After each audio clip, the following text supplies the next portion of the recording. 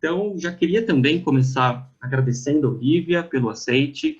A Olivia também ajudou a gente na divulgação. A Olivia foi muito bacana também com me ajudar em relação ao evento. Queria apresentar a Olivia. A Olivia, ela é doutoranda e mestre pelo programa de pós-graduação, com ênfase, aliás, no programa de pós-graduação, com ênfase em psicopatologia clínica e psicologia da saúde da PUC de Goiás. Ela é especialista em saúde mental pela Unileia e tem formação também em ACT e FAP pelo Instituto Contínuo.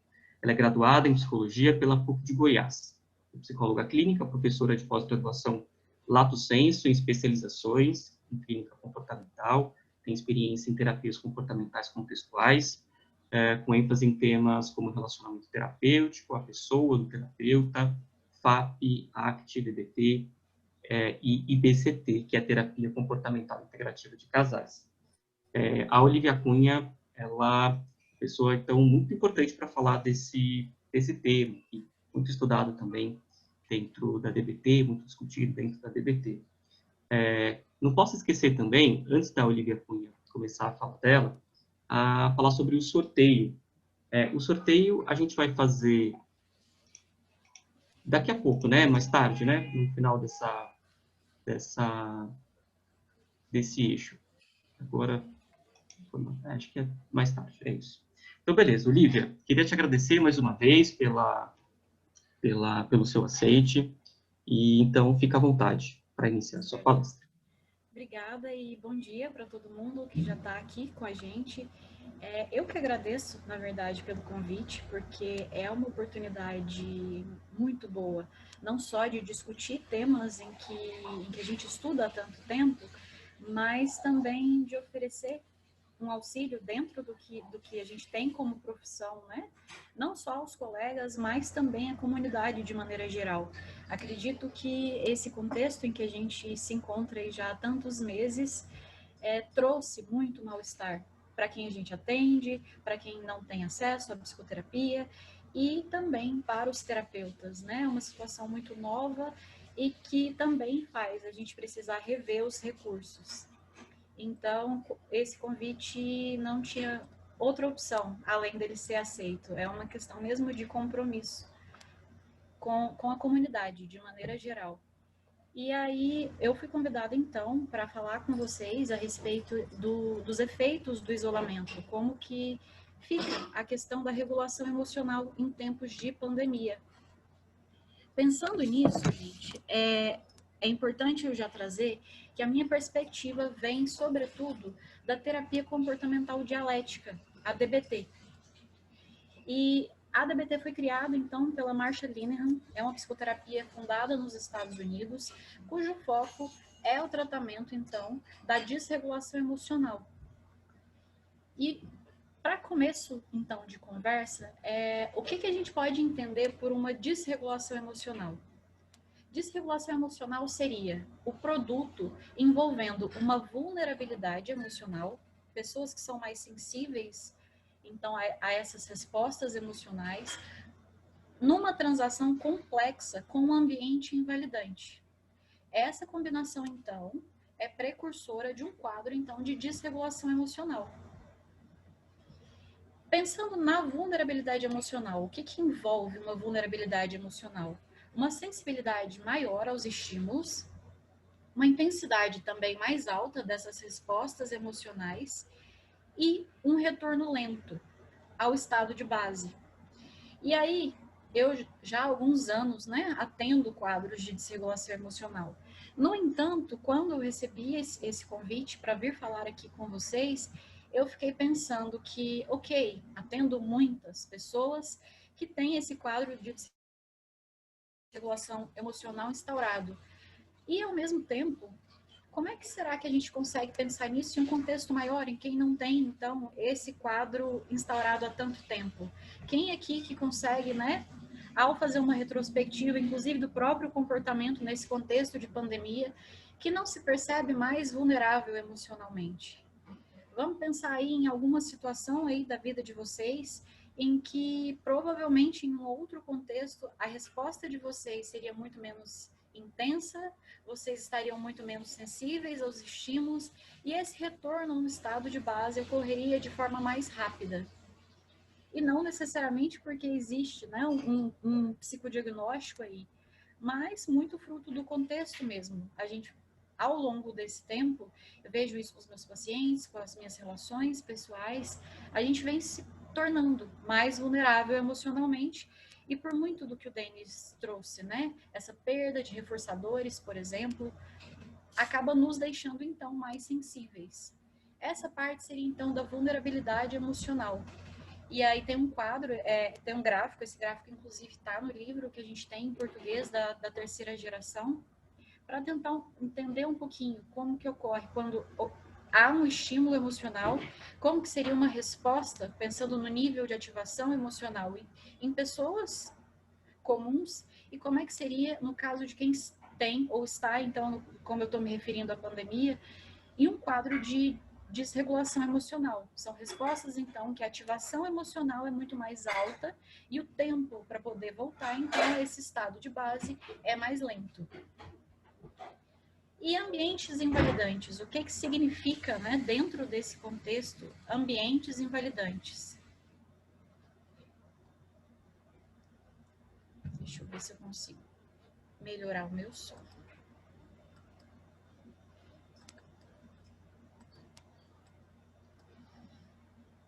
Vejam depois, por favor, e me contem se melhorou o volume do som. Eu te ouço bem, Olivia. Ah, obrigada. Bom, pensando em ambientes invalidantes, o que significa isso dentro desse contexto de desregulação emocional? Seria uma falta no ambiente de características que validem e que garantam a aprendizagem. Não faz sentido também, quando a gente pensa na pandemia, não falta nesse ambiente as características que validam e que garantem a nossa aprendizagem? O que a gente mais ouve é que é um contexto completamente novo e que são baixas as instruções e o histórico de eficácia frente ao que a gente está vivendo. E nesse caso, o ambiente, então, por regra, ele não costuma oferecer nem modelagem, nem instrução, nem incentivo e nem reforço. Conseguem perceber que então fica bem difícil o processo de aprendizagem e que o ambiente não oferece, então, recursos necessários para essa pessoa se sentir validada nesse contexto. E isso a gente pode ler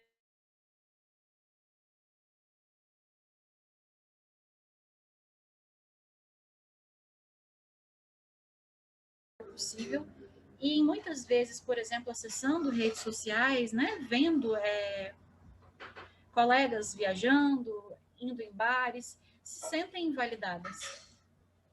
E também ocorre do outro lado, né? Essas pessoas que estão saindo também acabam sofrendo invalidação das outras pessoas pelo comportamento que estão emitindo. E como é que fica isso trazendo para o contexto de pandemia? Na terapia comportamental dialética, na DBT, uma das premissas é que quem tem um quadro de desregulação emocional está fazendo o melhor possível e ainda precisa fazer mais. Então, também se aplica a esse contexto de pandemia. E outra premissa é que nem sempre aquele cliente com desregulação emocional, ele é causa do sofrimento em que ele está vivendo. No entanto, muito provavelmente, ele que terá que, então, resolver esse problema. Isso também ocorre nesse quadro, então, de pandemia. Muitas vezes, a pessoa que está em sofrimento por esse contexto, ela não é responsável direta pelo que está ocorrendo. No entanto, caberá a ela, e aí a gente pode pensar na gente também como terapeuta, auxiliar essa pessoa e essas pessoas a levarem a melhor vida possível, ainda que tão restrita, ainda que tão cheia de limitações. E aí eu fiquei pensando em vários quadros que são muito atuais, muito inerentes a esse contexto e que têm surgido principalmente da prática clínica, né? E antes disso, alguns pontos que eu gostaria que vocês já pensassem. Se vocês se percebem emocionalmente mais sensíveis frente a esse contexto de pandemia, mais sensíveis emocionalmente, com as emoções mais intensas, demorando um pouquinho mais para estabilizar. Se vocês também percebem a falta de reforçadores nos ambientes de vocês, falta muitas vezes de instrução para lidar com esse contexto ou para conseguir garantir reforçadores ou essa criatividade para poder conseguir lançar mão de outros reforçadores, então, frente a essa situação. Como tem sido para vocês também a falta de previsibilidade, né? Não temos aí um prazo para que as coisas voltem a funcionar da mesma forma, não temos uma ideia de como vai ficar também o impacto na saúde emocional das pessoas pós esse contexto de pandemia. E quais que já vêm sendo, né, as consequências desse contexto e quais são as consequências que ainda virão frente à pandemia. Pensando então na desregulação emocional, um desenho que eu gosto de usar muito é esse do termômetro quebrado.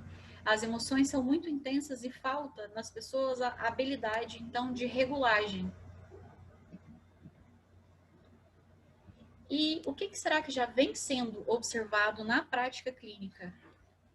Acredito que boa parte aqui, né, seja também psicólogo. Como é que está sendo as demandas de vocês nesse período? Até os clientes que já estão com vocês há mais tempo, como é que ficou a evolução desses clientes? Se teve prejuízo, se teve interferência, se essa evolução mudou, assim, até a velocidade em que ela vinha ocorrendo, né? E também o que a gente pode esperar nesse contexto para pós-pandemia. Como é que fica esse cenário, inclusive, do trabalho clínico? Algumas considerações, então, que para a gente conseguir entender melhor o que vem acontecendo.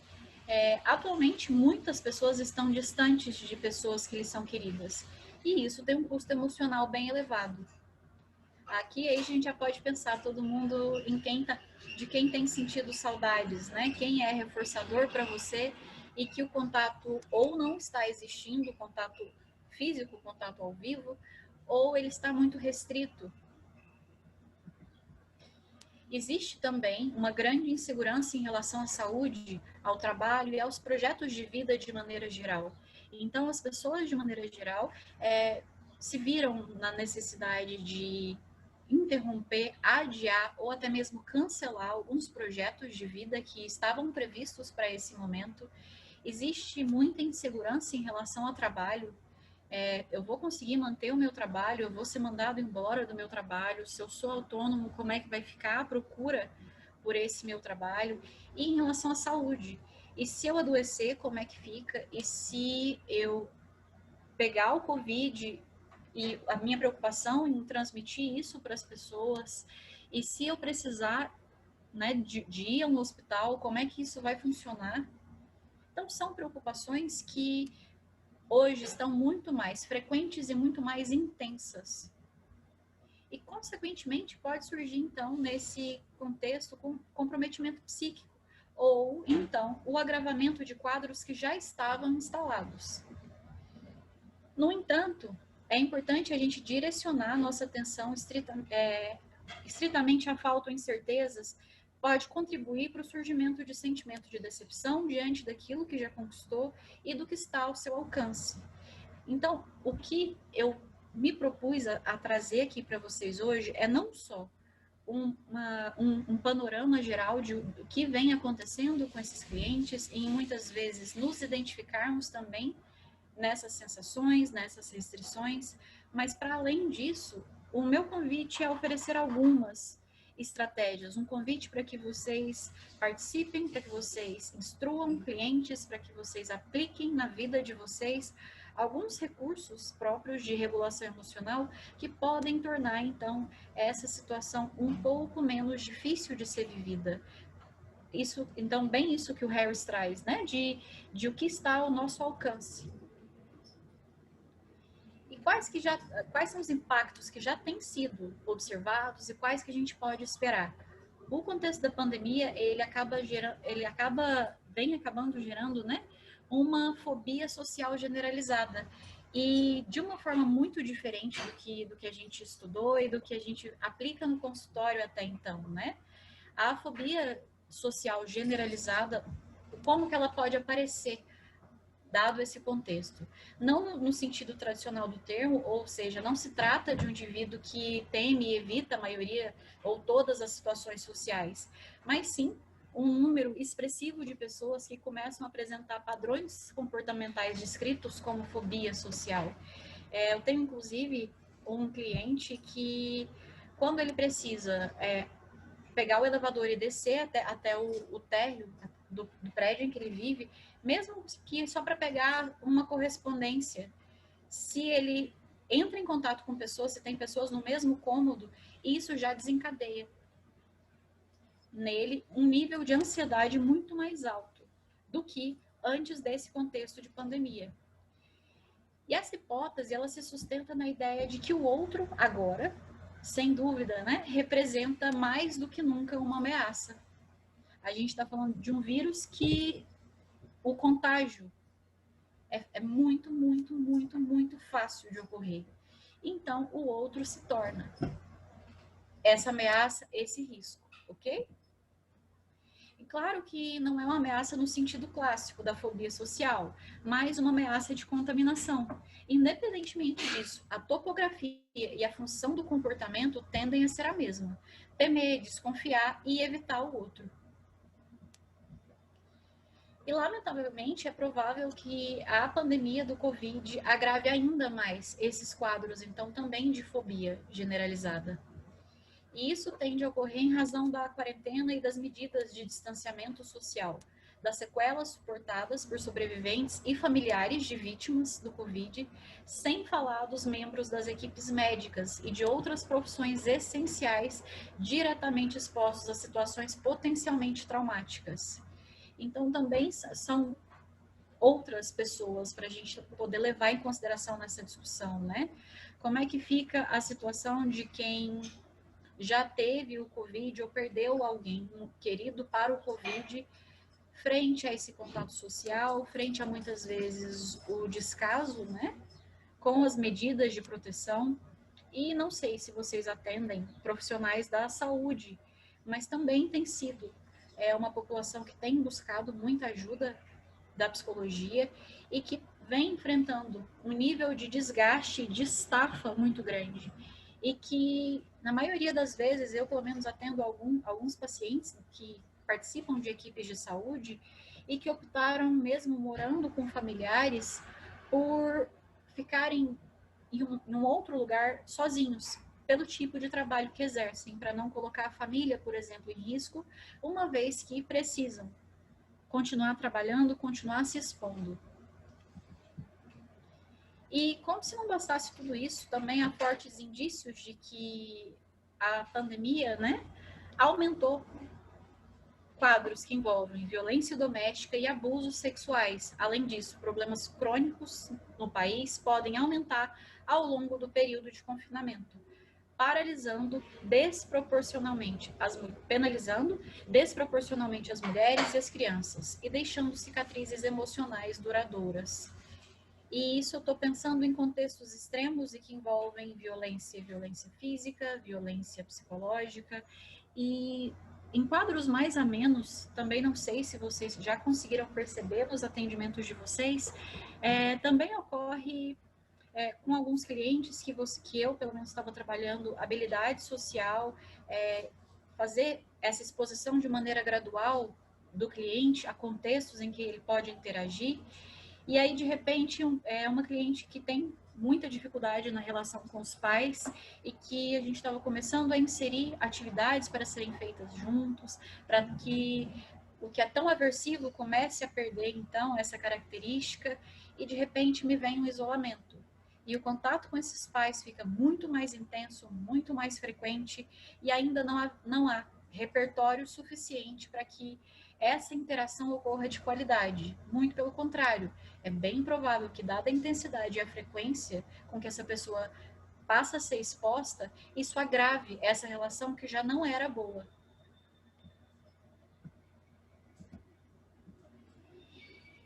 Então, gente, muito provavelmente, já adiantando o que vem aí para a gente no consultório, o que vem aí para a gente poder trabalhar, é bem provável que desse momento em diante a gente encontre muito mais quadros de transtorno de estresse pós-traumático para atender. Além disso, também há outros aspectos que geram preocupação, como é o caso da crise econômica, né, que vem ocorrendo em função da pandemia. Quem aqui ainda não perdeu nenhum cliente, né, por questão financeira? Dados recentes mostram que a economia brasileira perdeu 1,1 milhão de vagas de trabalho com carteira assinada entre os meses de março e abril. Apenas em abril foram fechados 860,5 mil postos de emprego formal. O pior resultado para um único mês em 29 anos. Como é que isso impacta a saúde mental dessas pessoas também, né?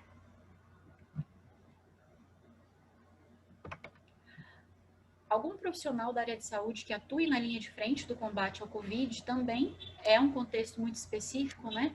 Imaginemos, por exemplo, um enfermeiro que, tendo convívio diário com a morte de pessoas pelo coronavírus. Tal experiência pode favorecer uma sensação de fracasso, com uma rede de apoio mais escassa em função do isolamento social. Assim, o enfermeiro pode se sentir enclausurado pela situação, tendo dificuldade em ver uma perspectiva futura promissora. Então, o sofrimento desses profissionais, como eu havia dito, né? Além disso, vamos supor que tal profissional comece a apresentar, então, sintoma de Covid e tenha medo de contaminar a família, marido, filhos, por exemplo, o que pode favorecer a sensação de ser um fardo. Por fim, suponha que ele é hostilizado por civis em um transporte público a caminho do trabalho e que pode gerar uma sensação de desconexão social.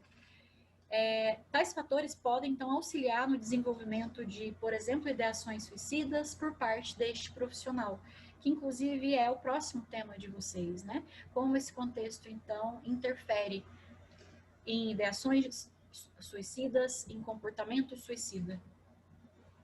Numa rápida revisão da literatura sobre esses efeitos psicológicos decorrentes de quarentena, foi listado, então, o suicídio como um possível desfecho trágico diante de períodos de confinamento. E é um possível desfecho trágico a casos de desregulação emocional grave. Considerando que bilhões de pessoas ficaram, em alguma forma, de quarentena durante o período, um período de pelo menos o primeiro semestre de 2020, notamos um fator de preocupação. Não obstante, há relatos de aumento de ligações para hotlines nos meses de março e abril, como o Disaster Hotline e Crisis Test Line, que mencionaram um aumento entre 900% e 1000% na primeira e 40% na segunda dessas linhas, então, de auxílio frente a situações difíceis que envolvem ideação suicida. Em tempos de Covid, a questão de suicídios foi alvo de preocupação e discussão, tanto por defensores de medidas mais restritivas do distanciamento social, quanto por pessoas a favor de relaxar essas medidas. E pensando assim, pensando em uma epidemia, mais pessoas são impactadas psicologicamente do que as pessoas são infectadas por esse patógeno, né, em questão. E é um ponto que, não sei se vocês, mas eu percebo que ainda falta o maior comprometimento com medidas que protejam mesmo a saúde psíquica das pessoas frente a esse contexto, não desmerecendo o quão é importante e relevante a preocupação com a infecção, com as pessoas serem infectadas e como lidar caso isso ocorra, mas ainda vejo como mais sutil essa preocupação com a saúde psíquica das pessoas frente a esse contexto. E essa afirmação ela parece evidente, embora medidas para fornecer amparo psicológico possuam uma tendência a terem um caráter coadjuvante, principalmente nesse contexto, considerando os esforços e recursos públicos para lidar com o patógeno. Para a mesma autora, entretanto, os impactos psicológicos podem persistir por mais tempo que a pandemia, portanto, devem ser, na medida do possível, prevenidos e manejados. E aí é mais um motivo, então, para ver com tão bons olhos essa Jaque, né? Esse cuidado, então, essa preocupação com esse aspecto da saúde mental das pessoas frente ao contexto de pandemia. O fato, então, gente, é que há inúmeras incertezas sobre a duração da pandemia, a quantidade de mortes, o impacto econômico adverso, a velocidade com que haverá uma recuperação econômica, as comorbidades desse novo coronavírus e como vai ficar os novos rearranjos de modos de viver durante e após a pandemia. E esses fatores, eles potencialmente trarão impactos mais significativos no número de suicídios, mesmo que a gente consiga atingir os cenários mais otimistas para encerrar a pandemia, há inúmeras variáveis já presentes que, interagindo entre si, favorecem o aumento de casos de suicídio quando a gente compara com os anos sem o Covid-19. Desse modo, estratégias então de prevenção e de pós-venção são essenciais para a gente poder abrandar os danos decorrentes do novo coronavírus na tocante de suicídios, de desregulação emocional e de quadros que podem ou ter se instaurado, como citei o TEPT, a fobia generalizada. Então, para conseguir abrandar esses quadros que passaram a existir, ou então pacientes que já possuem, né, alguma comorbidade, como fazer então para garantir que essas pessoas sofram menos. Então, como é que a gente pode lidar com esse contexto? O que, que as terapias contextuais, a terceira geração e, sobretudo, nesse caso, então, a DBT, têm a oferecer como recurso, não só para nós psicólogos, mas para as pessoas de maneira geral, para lidarem com esse contexto? As pessoas com desregulação emocional, elas podem se apoiar em comportamentos de fuga e de esquiva que acabam por prejudicar a sua capacidade de discriminar e de permanecer em contato com pensamentos, emoções e sensações. Sendo assim, o trabalho terapêutico, ele busca então colocar essas pessoas em contato com a experiência imediata, o agora, e afastá-la tanto de um passado quanto de um futuro conceitualizados. É muito, então, o conceito do mindfulness tão presente nessas terapias, de manter uma atenção gentil e uma atenção focada no momento presente, no que é possível nesse momento. Não só descrever, não só observar, mas participar desse momento presente. E, portanto, então, como eu disse, isso diz respeito a um desenvolvimento de habilidade de alocar nossa atenção de forma intencional e de forma flexível ao ambiente, encoberto ou mesmo o externo, por meio, por exemplo, então, do mindfulness. Além disso, o processo de aceitação da realidade tal qual ela se apresenta, né? Então, de aceitação, que diz respeito a uma disposição para abraçar e não meramente apenas tolerar experiências que são privadas e que são negativas, que são desconfortáveis, né? Então, a gente conseguir também reconhecer essas emoções que são advindas, então, desse contexto e que são desagradáveis, não na intenção de apenas tolerar, mas de reconhecer como legítimo aquilo que a gente sente e aquilo que a gente pensa sobre o que vem acontecendo.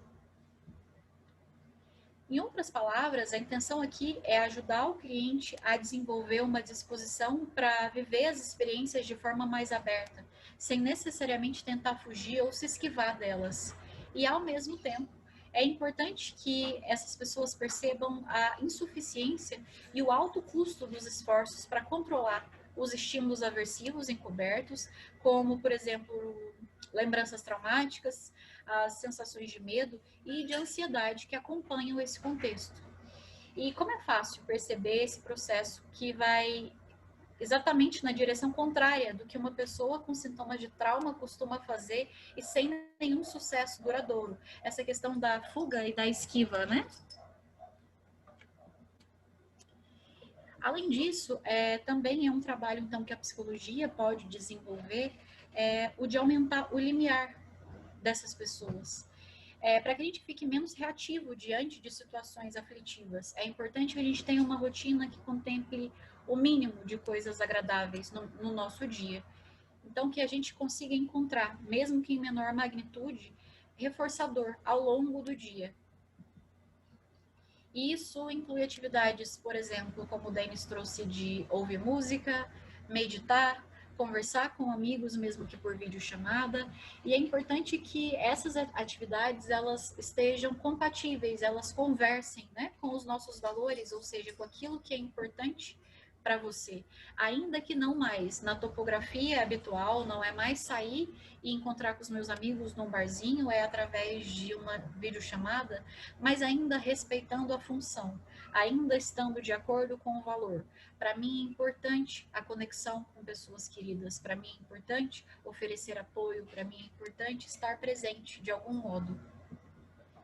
Por exemplo, se eu tenho como um valor cuidar da minha saúde, eu posso comer um doce saboreando de maneira mais plena possível, mas comer um pote inteiro de sorvete, além de cansaço por conta de uma liberação maciça de insulina pelo pâncreas, pode gerar fortes sentimentos relacionados à culpa. É outro quadro que será que vocês têm visto também, né? No consultório de vocês ou em pessoas próximas a vocês, um aumento aí por alguns quadros que podem ser vistos, né, como compulsão, nesse caso, e que tem certa relação com o contexto. Comer, por exemplo, é reforçador para mim. Como eu tive a perda de vários reforçadores, eu aumento a frequência e intensidade daquele que eu ainda tenho acesso. Isso nem sempre é a melhor alternativa, inclusive costuma não ser. É melhor que você tenha uma variabilidade, aumente então a, a, a forma de se comportar, por mais que o ambiente esteja restrito, do que aumente tanto assim um reforçador específico. O que eu tenho visto muito no consultório envolve comida, por isso esse exemplo, e envolve também compras, muitas compras pela internet.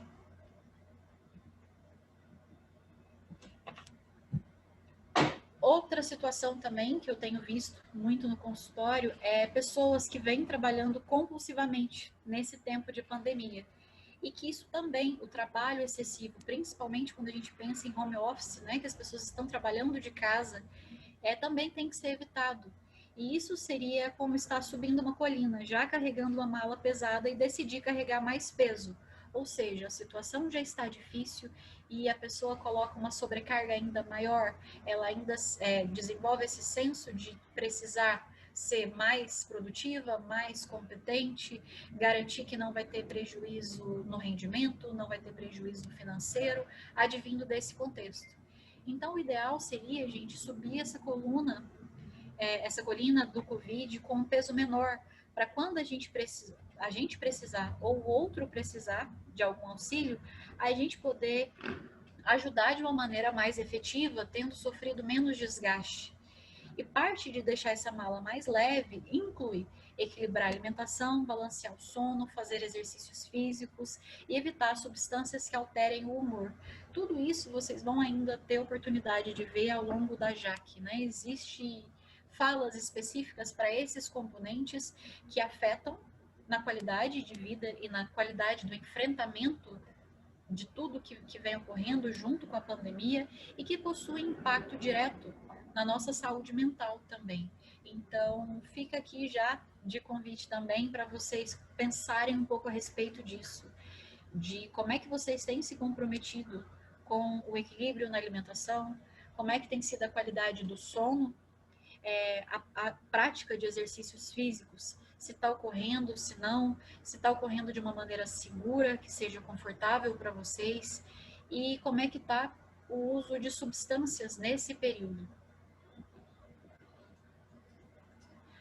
E aí, pensando nisso, né, de diminuir o peso para poder subir essa colina, tem uma metáfora que é muito usada na ACT, na terapia de aceitação e compromisso, e que eu gosto muito de usar com os meus clientes, então vou dividir com vocês também.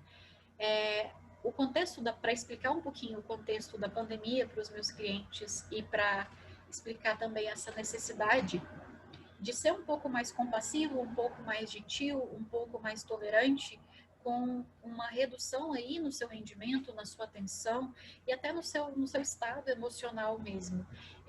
O que eu costumo usar como metáfora que vem da ACT é o seguinte: imaginem vocês que vocês estão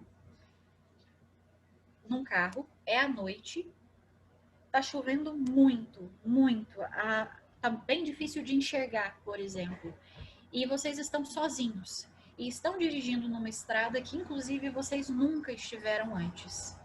Conseguem então imaginar esse contexto? Vocês sozinhos dentro de um carro, à noite, em uma estrada que vocês não têm domínio, e essa chuva está muito, muito forte, atrapalhando bastante a visibilidade. Não é uma situação nada confortável. E a metáfora é útil porque ela é muito próxima do que a gente está vivendo. É uma estrada que a gente não conhece, e muito a gente se sente só, e dada a falta de previsibilidade, a gente não consegue enxergar mesmo lá na frente. E para quem dirige, vamos pensar junto. Dado esse contexto, então, de chuva intensa à noite, uma estrada que você não conhece, vocês provavelmente vão concordar comigo que manter a viagem a 130 km por hora não é uma escolha muito inteligente. E, ao mesmo tempo, parar o carro no meio dessa estrada também não parece inteligente, também oferece risco. Então, o que seria o mais indicado?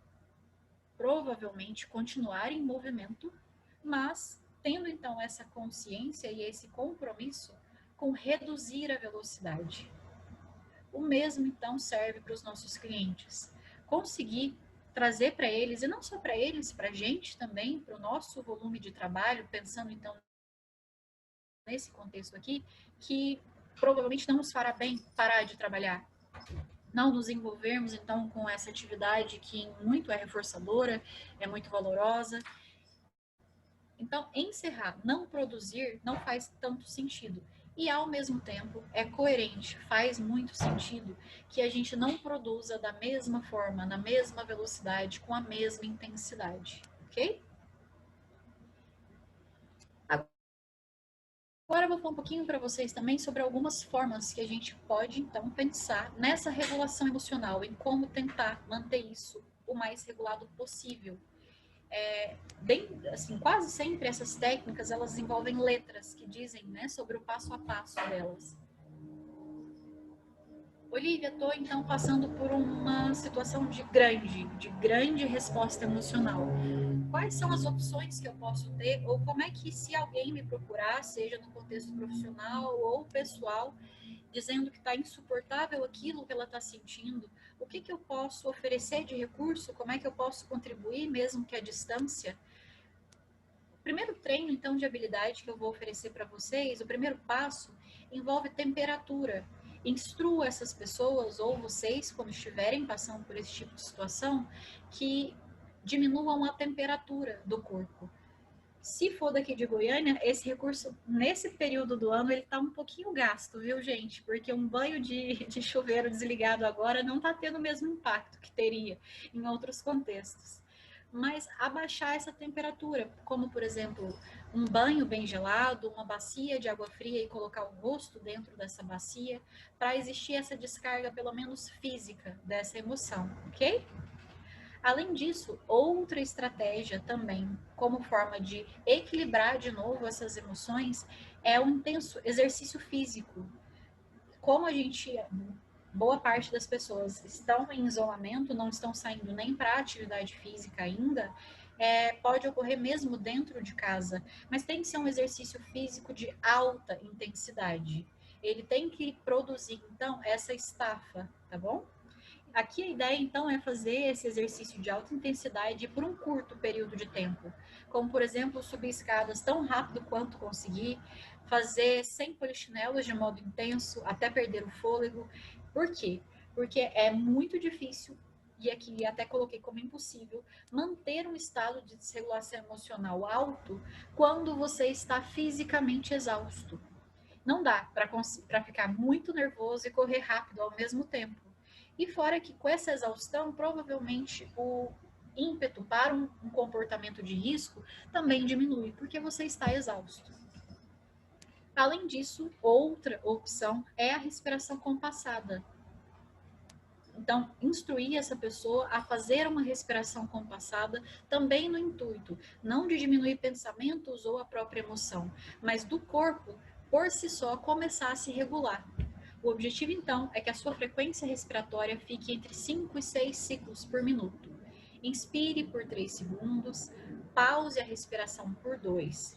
expire vagarosamente por meio dos lábios entreabertos por 6 segundos. Então, 3, 2, 6. 3, 2, 6. Também costuma funcionar bem.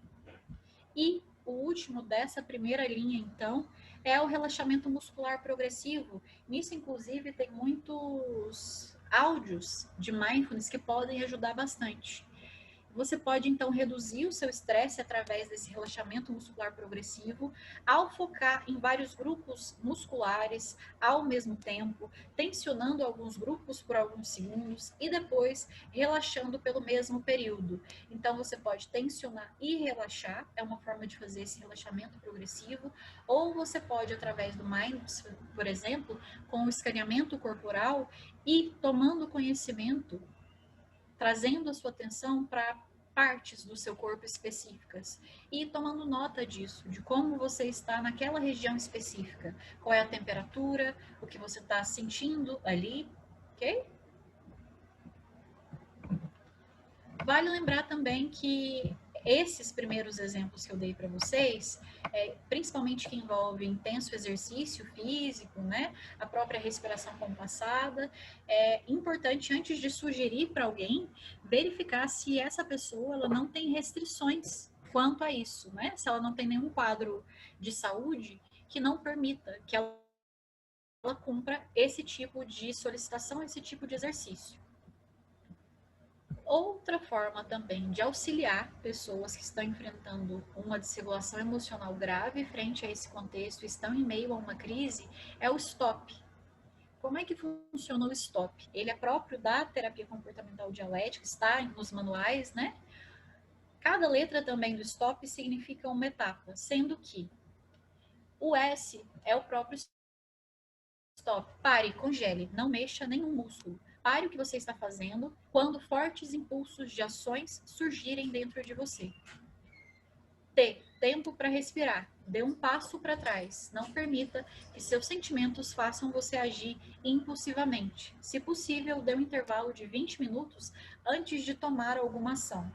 É bem comum também na minha prática, seja para quadros, por exemplo, de pessoas que têm comportamento autolesivo, para pessoas que têm compulsão alimentar. Antes de você se engajar na ação, por exemplo, de se cortar ou de comer de forma compulsiva, se distraia por 20 minutos. Saia desse contexto por 20 minutos. Depois desses 20 minutos, se essa vontade ainda surgir, a gente reavalia. Mas dê esse tempo, dê esse intervalo, ou seja, dê um passo para trás.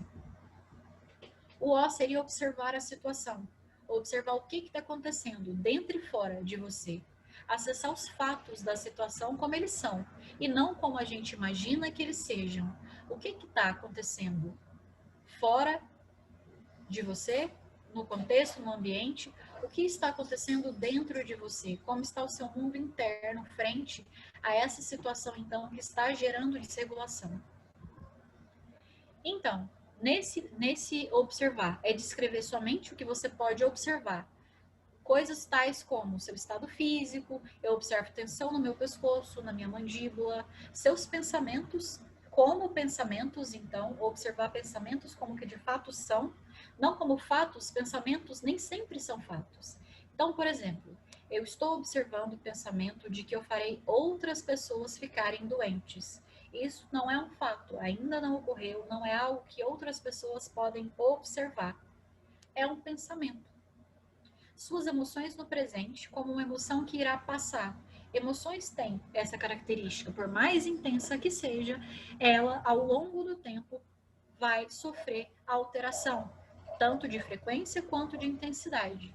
Então, você e a sua ansiedade, nesse caso, são estruturas diferentes. Você não é a sua ansiedade, nem ela você. Você é o contexto em que essa ansiedade aparece. E por fim, do stop, o P, prosseguir em consciência plena, em um estado mindfulness. Então, seria levar em conta os seus valores, os seus objetivos de vida, os seus pensamentos e emoções, e esses pensamentos e esses sentimentos também das outras pessoas com quem você se relaciona frente a esse contexto. Seria perguntar a si mesmo, qual que é o primeiro passo para, nesse momento, eu lidar com essa situação de modo eficaz? Às vezes a resposta pode ser continuar sem fazer nada, talvez até tentarmos diminuir a quantidade de trabalho que normalmente fazíamos antes do Covid. Isso pode ser uma ajuda, diminuir o trabalho frente a esse contexto, né? Então, prosseguir em consciência plena é se fazer essa pergunta: o que eu posso fazer, por mínimo que seja, para tornar essa situação um pouco mais eficaz, diminuir então a possibilidade de oferecer risco a mim e aos outros, ok? Além disso, também pensar então em como resolver o problema. Todos nós estamos então aguardando com grande expectativa que esteja disponível uma vacina para o Covid. Quando isso acontecer, certamente a gente vai sentir alívio e teremos um pouco mais de previsibilidade sobre as nossas vidas. Só que, infelizmente, ainda que não gostemos do fato de não termos respostas às principais questões eliciadas por essa pandemia, isso não muda o fato de que elas ainda não têm uma resposta definitiva. Então, nesse momento de pandemia, o ideal é observar a realidade de modo atento, assim como nos lembrarmos de que é realmente importante em nossas vidas. Isso de lembrar do que realmente é importante pode nos ajudar a focar em resolver alguns problemas, criando objetivos realistas e alcançáveis no nosso trabalho, em autocuidado e em nossas relações familiares, por exemplo. Então, tentar quebrar um problema grande, por exemplo, o fim da pandemia, em pequenos problemas. Para fazer isso, primeiramente precisamos definir o problema de maneira mais específica possível. Vamos pensar então em um problema. Estou atrasando o horário das minhas consultas na terça-feira. Depois precisamos ver se está em nossas possibilidades resolver o problema. Se a resposta for sim, eu tenho como então não atrasar mais as minhas consultas. Continue a analisar o problema. E tentem pensar em algum problema que vocês estão enfrentando e que pareça grande. Qual é esse problema? Se vocês têm hoje a habilidade e recurso necessário para enfrentar esse problema e conseguir uma resolução. Nessa análise, procure descrever objetivamente os motivos do comportamento problema. Quais que são os motivos que te levam, então, a atrasar, por exemplo. Isso se altera com seu estado de humor ou de acordo com seu sono, isso piora se está com a agenda mais cheia, como é que isso acontece? Depois disso, considere as opções possíveis que poderiam solucionar o problema. Diminuir a agenda, diminuir o tempo dos atendimentos, dar um intervalo maior entre uma consulta e outra. Então, fragmentar esse problema e avaliar as soluções que você conseguir pensar, né? Cuidadosamente para poder determinar quais delas que pode funcionar melhor para você. Analise os prós e contras das ações, o que poderia dar errado e o que poderia fazer essa solução funcionar. Lembre-se de que modelar comportamento é difícil e assumir o compromisso em mudar é importante. Procura então fazer mudanças realistas de modo progressivo, tanto para vocês quanto para os clientes de vocês, pensando em um passo a passo e numa tomada de ações de forma prática. Se algo der errado, não desistir. Tente compreender o que não funcionou e tentar mudar a partir disso. Além disso, a aceitação da realidade também é muito importante nesse contexto, tal qual ela se apresenta, né? Evitar, então, de tentar ter o controle sobre essa realidade é um caminho eficaz de lidar, então, com o menor sofrimento possível. No entanto, é uma lição bem difícil de ser aplicada, especialmente nesse tempo de pandemia, onde a realidade é desconhecida, caótica, está ameaçando vidas, nossa estabilidade financeira, nossos relacionamentos e nossas identidades. Embora então seja normal querer reduzir a dor dentro dessa realidade, negar essa realidade não vai resolver o problema. Se você aceitar que essa é uma situação que você não tem controle e que se sente impotente, que tem que ser redefinido isso, você começa então a tentar se reinventar. Embora isso traga no começo muita dor, não perder tempo negando a realidade te dá a oportunidade de olhar melhor para suas emoções e das pessoas que você ama, de estar mais aberto a encontrar modos mais eficazes, então, de lidar com problemas a serem resolvidos e a serem aceitos. Ao contrário, então, de gerar resignação, a aceitação das realidades dolorosas nos ajuda a não perder tempo tentando mudar o que não conseguimos e nos ajuda a investir forças em resolver problemas que podem ser solucionados, ok? Em termos práticos, caso tenha algum familiar, por exemplo, que esteja passando por um sofrimento mental e dizer a ele algo do tipo, você não pode se entregar a isso, não deveria estar agindo desse jeito, tem que se animar, dificilmente isso vai ajudar. Não buscar compreender os motivos que levaram a pessoa a ter determinado sofrimento, negando as dificuldades de se lidar com uma dor emocional, procurando soluções simplistas e invalidantes, tá, gente? Isso não é conectado com a realidade e isso geralmente vai piorar as coisas. Só vai fazer então com que esse seu familiar não divida com você o sofrimento dele, mas em nada vai ser eficaz no intuito de diminuir a intensidade desse sofrimento. Agora, se você, por outro lado, aceitar que a gente não tem um poder quase mágico de tirar a dor do outro e que ajudar envolveria uma maior curiosidade em compreender o que essa pessoa está passando, ao invés de procurar soluções rápidas e que são, via de regra, ineficazes, de modo geral, esse contexto de buscar compreender e de oferecer essa escuta pode aliviar tanto a nossa ansiedade em ajudar, quanto o sofrimento desse outro, ok? Isso, então, é, como eu disse, uma forma de validar a experiência do outro. Bom, em função do tempo, gente, acho que não vou ter como me estender com vocês, mas quem tiver interesse no restante do material, tem o meu contato no final, é só anotar que eu divido sem problema algum, tá? Deixa eu ver, ainda tinha muito material. Basicamente, nessa parte era falando sobre como, então, identificar essas emoções e nomeá-las. Outra estratégia que também pode ser muito eficaz e que é própria da DBT é a checagem dos fatos e o caminho do meio, como, então, permanecer no caminho do meio dentro da DBT, frente a esse contexto de pandemia. Convidar essas pessoas, então, a participarem desse momento presente, mantendo uma postura dialética do quanto é difícil e necessário, né, estar presente e aliviar o sofrimento nosso e dos outros frente a isso.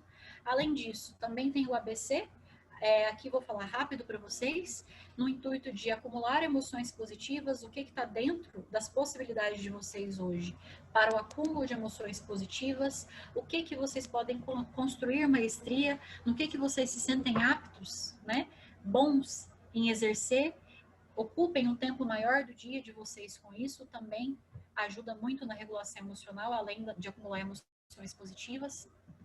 E também o cuidado, né? Como é que vocês estão cuidando da saúde, o que eu disse sobre exercício físico, sobre ingestão de drogas, de álcool dentro desse período, quanto isso pode agravar esses quadros, como é que vem sendo a qualidade do sono, da alimentação, ok? Bom, encerro aqui com vocês a parte que eu não pude me aprofundar, tá aí os meus contatos, quem quiser depois o material, quem tiver alguma dúvida mais específica que queira tirar, eu me coloco às ordens.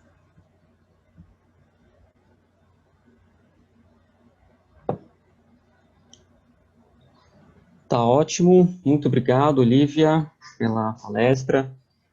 Estava olhando aqui, como interessante, assim, os diversos pontos que você abordou, um comentário geralzão, assim, você falou de motivos contextuais para a desregulação emocional, começou um pouco por ali, e aí também, conforme a palestra foi andando, você falou de estratégias individuais para como lidar com a desregulação emocional, que pode ser inevitável em certos momentos, a questão talvez seja como lidar, né, pelo que você falou, Sim.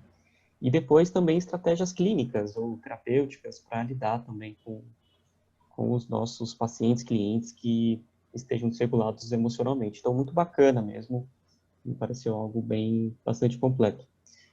Queria fazer uma pergunta aqui antes dos comentários no YouTube, vi bastante gente participando aqui nos comentários. Que bom. Eu queria perguntar o seguinte, uma forma de se regular emocionalmente, vamos dizer assim, uma forma de investir numa estratégia de autovalidação, é olhando para fora também. Quando você falou de motivos contextuais, e aí essa questão de fazer a checagem mesmo, sobre as fontes confiáveis ou não, agora que você comentou, olhando para fora sobre os motivos que nos tornam desregulados, ou que nos fazem desregulados. Isso pode ter um efeito autovalidante? Sim, sem dúvida.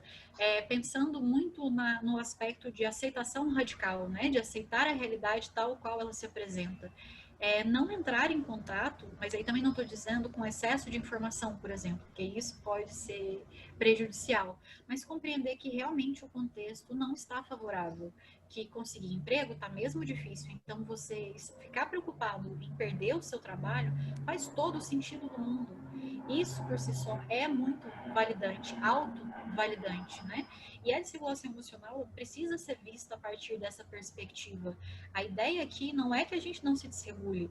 Todo mundo se desregula, com maior ou menor frequência, com maior ou menor intensidade, mas todo mundo se desregula. Então a intenção é que a gente se torne o mais sensível possível à própria experiência, para perceber, sem grandes impactos ainda para nossa saúde psíquica e para nossa relação com os outros, quando que a gente está se desregulando? E quais são os antecedentes dessa desregulação? Como eu estou respondendo a essa desregulação? E quais são as consequências dela? Legal, legal. Obrigado, Olivia.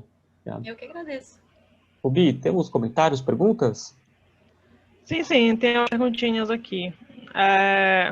Acho que uma palavra-chave que rolou muito ao longo da tua apresentação, Olivia, foi justamente a aceitação. E aí alguém perguntou qual seria uma descrição comportamental da aceitação. Sim, bom, de onde eu venho, né, das terapias contextuais e, sobretudo, da ACT, a aceitação, e a aceitação talvez por as terapias contextuais usarem muitos termos médios, né, muitos nomes que são exatamente como aparece nos outros contextos. Para quem tem uma formação mais tradicional, não gera bem-estar. É natural, já tem muito material que traz isso, inclusive. Mas a aceitação, para quem não tem o costume de trabalhar dentro dessa perspectiva, entende como uma resignação. Como, é isso mesmo, e vamos. E não tem nada a ver com isso. Inclusive, é um processo muito complexo e difícil a aceitação. Porque a aceitação significa parar a briga com a tentativa de controle, que costuma, além de ser muito ineficaz, aumentar o sofrimento. Vou dar um exemplo. Eu estou com dificuldade de aceitar que eu estou com saudade da minha família e que isso me gera tristeza. Ao tentar controlar isso, não falando sobre a minha saudade, não me comportando como uma pessoa saudosa, provavelmente eu vou sentir frustração e culpa, porque eu não estou tendo contato com essas pessoas. Então, não aceitar costuma aumentar o sofrimento. Aceitar é reconhecer, é tomar consciência de. E a partir disso, que eu aceitei, eu tenho muito mais competência para conseguir, então, mudar, me comportar de forma muito mais efetiva frente a essa realidade. Uhum. Uma coisa que rolou muito nos comentários aqui, logo no começo da tua apresentação, é que as pessoas se identificaram muito com essa angústia em virtude da imprevisibilidade no cenário que a gente está vivendo, que é realmente uma angústia... Quem não gosta de ter controle, gente? Todo né? mundo gosta de controle.